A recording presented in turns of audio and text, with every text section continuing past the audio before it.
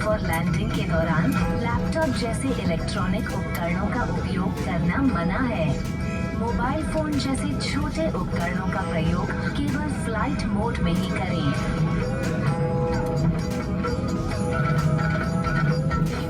इस विमान में धूम्रपान या ई सिगरेट का उपयोग करना सख्त मना है। शौचालय में लगे स्मोक डिटेक्टर्स के साथ छेड़छाड़ करना वर्जित है। Hi friends, good morning. Welcome to my channel stories by Indira. ಎಲ್ಲರೂ ಹೆಂಗದ್ರಿ? ಆರಾಮದಿರಾ ಅಂತ ಅನ್ಕೊತೀನಿ. ನಾನು ಸೂಪರ್ ಆಗಿದ್ದೀನಿ. ಬನ್ರಿ ಇವತ್ತಿನ ವೀಡಿಯೋ ಸ್ಟಾರ್ಟ್ ಮಾಡ್ತಾ ಇದ್ದೀನಿ. ನಾನು ಇವತ್ತಿನ ವೀಡಿಯೋ ಎಲ್ಲಪ್ಪ ಅಂತಂದರೆ ರಾಯಲ್ ಹೋಟ್ಲಲ್ಲಿ ಶೂಟ್ ಮಾಡ್ತಾ ಇದ್ದೀನಿ ನಾನು. ಇವತ್ತಿಗೆ ನಮಗೆ ಟ್ರಿಪ್ ಎಂಡ್ ಆಗುತ್ತೆ. ಇವಾಗ ನಾವು ಬಂದಿದ್ದಾನೆ ಡ್ರೈವರು ನಮ್ಗೆ ಕರ್ಕೊಂಡು ಹೋಗೋಕ್ಕೆ ಏರ್ಪೋರ್ಟ್ಗೆ. ಇಲ್ಲಿಂದ ಡೆಲ್ಲಿಗೆ ಹೋಗ್ತೀವಿ, ಡೆಲ್ಲಿಯಿಂದ ಬೆಂಗಳೂರಿಗೆ ಹೋಗ್ತೀವಿ ನಾವು. ನಂದು ಮುಂದೆ ಇನ್ನೂ ಜರ್ನಿ ಇದೆ, ಲಾಂಗ್ ಜರ್ನಿ ಇದೆ ನಂದು. ಭಾಳ ಇದು ಏನಂತೆ ಲಾಂಗ್ ಜರ್ನಿ ಇದೆ ನಂದು. ಹೆಂಗಾಯ್ತು ಅಂತ ನಾನು ಮುಂದೆ ಈ ವಿಡಿಯೋದಲ್ಲಿ ತೋರಿಸ್ತೀನಿ ನಿಮಗೆ. ನೀವು ನೋಡೋಕ್ಕೆ ತಯಾರಿದ್ದೀರಲ್ಲ, ಮತ್ತೆ ತಡ ಮಾಡೋಣ, ನಡೀರಿ. ಚಲೋ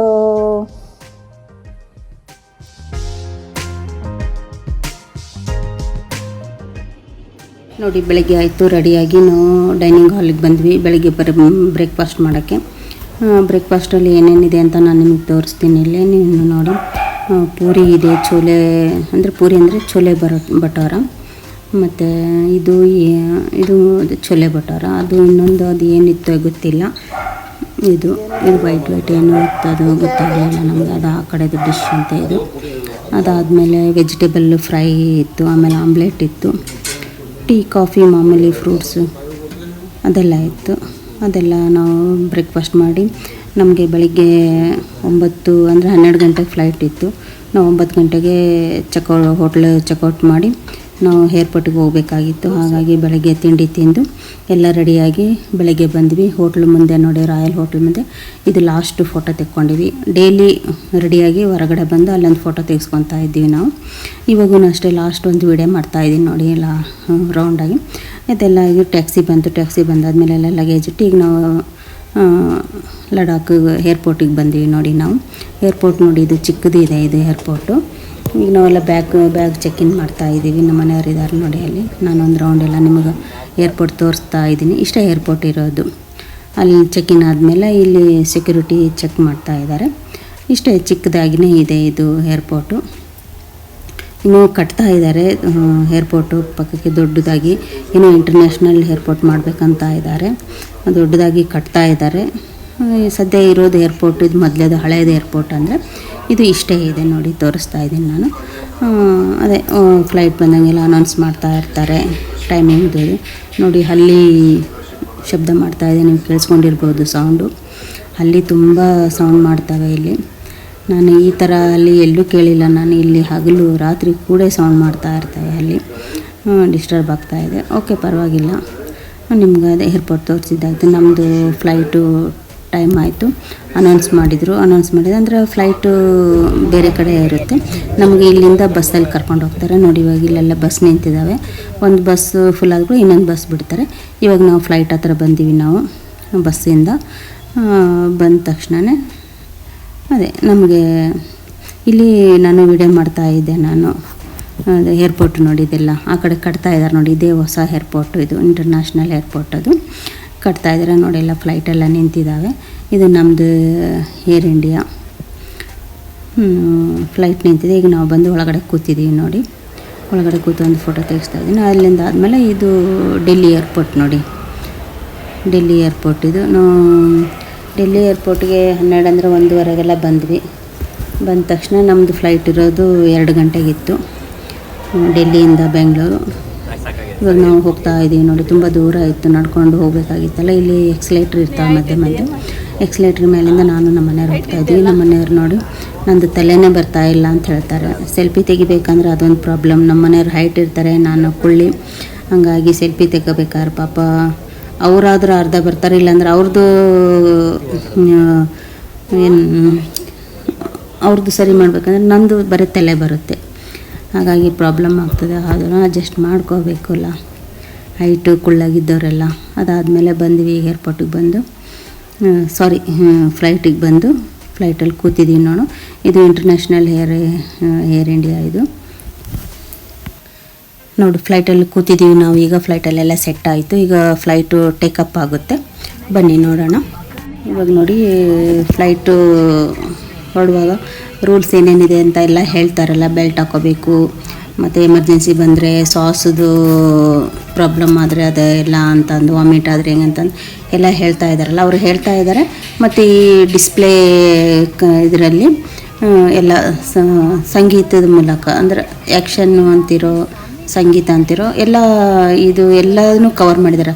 ಎಲ್ಲ ಯಾವುದಂದ್ರೆ ಸ್ಟೇಟದು, ಯಾವ್ಯಾವ ಸ್ಟೇಟದು ಏನೇನು ಕಲ್ಚರ್ ಇರುತ್ತೆ ಆ ಕಲ್ಚರ್ ಮೂಲಕವಾಗಿ ಫ್ಲೈಟಲ್ಲಿ ಏನೇನು ರೂಲ್ಸ್ ಇದೆ ಅದೆಲ್ಲ ತೋರಿಸ್ತಾ ಇದ್ದಾರೆ. ನಾನು ನಿಮ್ಗೆ ತೋರಿಸ್ತೀನಿ, ಬನ್ನಿ ನೋಡಿ ನೀವು.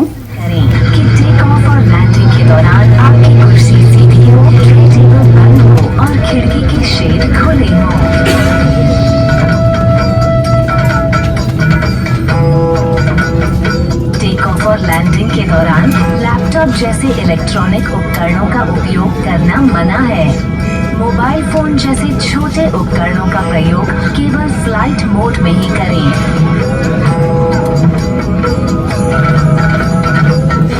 इस विमान में धूम्रपान या ई सिगरेट का उपयोग करना सख्त मना है।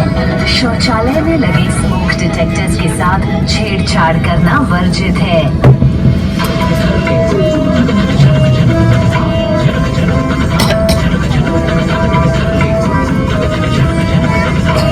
विमान में 8 आपातकालीन निकास हैं। अपने निकटतम निकास को पहचान लें और ध्यान रखें कि ये निकास आपके पीछे भी हो सकता है।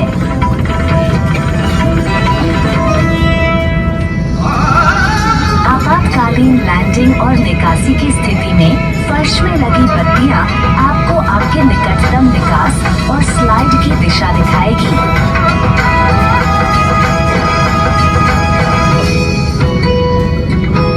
कैबिन में हवा का दबाव कम होने पर ऊपर बने पैनल से ऑक्सीजन मास्क अपने आप नीचे आ जाएंगे। ऑक्सीजन मास्क को अपनी ओर खींचें और नाक और मुंह पर लगाएं। सामान्य रूप से सांस लेते रहें और अपना मास्क लगाने के बाद ही अपने सहयात्रियों की मदद करें। रक्षा जैकेट आपके सीट के नीचे रखी हुई है। प्रीमियम इकोनॉमी की पहली रो में ये सीटों के बीच में रखी है। यदि विमान को पानी पर उतरना पड़े तो जैकेट को सिर के ऊपर से पहने और इसकी बेल्ट को कमर पर कस लें। विमान छोड़ने से तुरंत पहले अपनी रक्षा जैकेट को खुलाने के लिए लाल टॉगल को खींचें। यदि ये ना भूलें तो ट्यूब में फूंक मारें। रक्षा जैकेट में लगी बत्ती पानी से छूने पर अपने आप जल जाती है।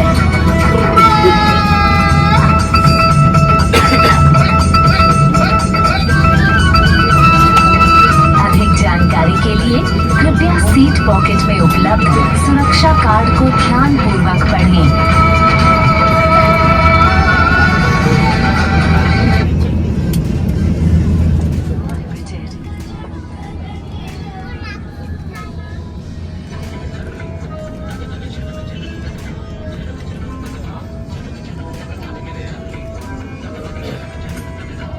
There are 8 emergency exits on this aircraft. Please locate the one closest to you. Note that the nearest exit may be behind, twist over your head and tie the strap around your waist. लेकिन जो ये Hold the red toggle to inflate your life vest. Just ನೋಡಿ ಫ್ಲೈಟಲ್ಲಿ ಎಲ್ಲರೂ screen on ಮಾಡ್ಕೊಂಡಿದ್ದಾರೆ. ಯಾರ್ಯಾರಿಗೆ ಏನೇನು ಬೇಕು ಅದನ್ನೆಲ್ಲ ಆನ್ ಮಾಡ್ಕೊಂಡಿದ್ದಾರೆ. ಒಬ್ರೊಬ್ಬರು ಸಿನಿಮಾ ನೋಡ್ತಾ ಇದ್ದಾರೆ, ಹಿಂದಿ ಮೂವಿ ನೋಡ್ತಾ ಇದ್ದಾರೆ, ಕನ್ನಡ ಇರೋದಿಲ್ಲ, ತೆಲುಗು ನೋಡ್ತಾ ಇದ್ದಾರೆ, ತಮಿಳು, ಇಂಗ್ಲೀಷು, ಯಾರಿಗೆ ಏನು ಬೇಕು ಅದು ನೋಡ್ತಾ ಇದ್ದಾರೆ. ಅಷ್ಟರಲ್ಲಿ ಸಂಜೆ ಸ್ನ್ಯಾಕ್ಸ್ ಅಂದರೆ ಲೈಟಾಗಿ ಊಟನೆಲ್ಲ ಈ ಕಡೆ ಸ್ನ್ಯಾಕ್ಸ್ನೆಲ್ಲ ಆ ಥರ ದಾಲ್ ಮಕ್ಕನು ಮತ್ತು 2 ಪೀಸ್ ಬ್ರೆಡ್ಡು, ಒಂದು ಕೇಕು, ಒಂದು ನೀರಿನ ಬಾಟ್ಲು ಕೊಟ್ಟಿದ್ದರು. ತುಂಬ ಚೆನ್ನಾಗಿತ್ತು, ಟೇಸ್ಟಿಯಾಗಿತ್ತು. ಇವಾಗ ನಾನು ನೋಡಿ ವೆಟ್ ಪೇಪರಿಂದ ಹ್ಯಾಂಡು ಕ್ಲೀನ್ ಕೈ ಒರೆಸ್ಕೊತಾ ಇದ್ದೀನಿ. ಒರೆಸ್ಕೊಂಡು ಇವಾಗ ನಾನು ಅವ್ರೇನು ಕೊಟ್ಟಿದ್ದು ಅದು ತಿನ್ನೋಕ್ಕೆ ಸ್ಟಾರ್ಟ್ ಮಾಡ್ತೀನಿ. ಇವಾಗ ನಮ್ಮ ಮನೆಯವರು ಫಸ್ಟು ನನಗೆ ತಿನ್ನಿಸ್ತಾರೆ. ಅವ್ರು ಏನೇ ತಿಂದ್ರೂ ಫಸ್ಟು ನನಗೆ ತಿನ್ನಿಸೋತಾನೆ ತಿನ್ನೋದಿಲ್ಲ. ಊಟ ಆಗಲಿ ಟಿಫಿನ್ ಆಗಲಿ ಏನೇ ಆಗಲಿ. ಹಾಗಾಗಿ ಫಸ್ಟು ತುತ್ತು ನನಗೆ ತಿನ್ನಿಸ್ತಾರೆ ಅವರು. ತಿನ್ನಿಸಿದ್ದಾದಮೇಲೆ ನಾನು ತಿನ್ನೋಕೆ ಶುರು ಮಾಡ್ತೀನಿ ನೋಡಿ. ಇವಾಗ ಮತ್ತು ದಾಲ್ ಮಖಾನ 2 ಬ್ರೆಡ್ ಪೀಸು ಚೆನ್ನಾಗಿತ್ತು, ಬಿಸಿ ಬಿಸಿಯಾಗಿತ್ತು, ಟೇಸ್ಟಿಯಾಗಿತ್ತು. ಮತ್ತು ಕೇಕೂ ಇತ್ತು, ಕೇಕೂ ತಿಂದೆ ನಾನು, ಯಾಕಂದರೆ ಹೊಟ್ಟೆ ಹಸಿತಾ ಇತ್ತಲ್ಲ, ಹಿಂಗಾಗಿ ಸ್ವೀಟ್ ಇದ್ರೂ ಕೇಕ್ ತಿಂತಾಯಿದ್ದೆ ನಾನು. ಕೇಕ್ ತಿಂದು ಮೂವಿ ನೋಡಿಕೊಂಡು ಎಂಜಾಯ್ ಮಾಡಿಕೊಂಡು ತಿಂತಾಯಿದ್ದೆ. ಒಂದು ಮೂವಿ 75% ನೋಡಿದೆ ಅಷ್ಟೇ. ಅಷ್ಟರಲ್ಲೇ ಬೆಂಗಳೂರು ಬಂದ ತಕ್ಷಣ ಫ್ಲೈಟು ಲ್ಯಾಂಡ್ ಆಯಿತು. ಲ್ಯಾಂಡ್ ಆದ ತಕ್ಷಣ ಈಗ ಎಲ್ಲರೂ ಒಬ್ಬರು ಎದ್ದು ನಿಂತು ಅವ್ರವ್ರ ಲಗೇಜ್ ತೊಗೊಂಡು ಫಸ್ಟ್ ಮುಂದುಗಡೆ ಇರೋರೆಲ್ಲ ಹೋಗಬೇಕಲ್ಲ, ಅವರೆಲ್ಲ ಹೋದ್ಮೇಲೆ ಆಮೇಲೆ ನಮ್ಮದು ಬರುತ್ತೆ. ಹಾಗಾಗಿ ನಾವು ವೆಯ್ಟ್ ಮಾಡ್ತಾಯಿದ್ವಿ.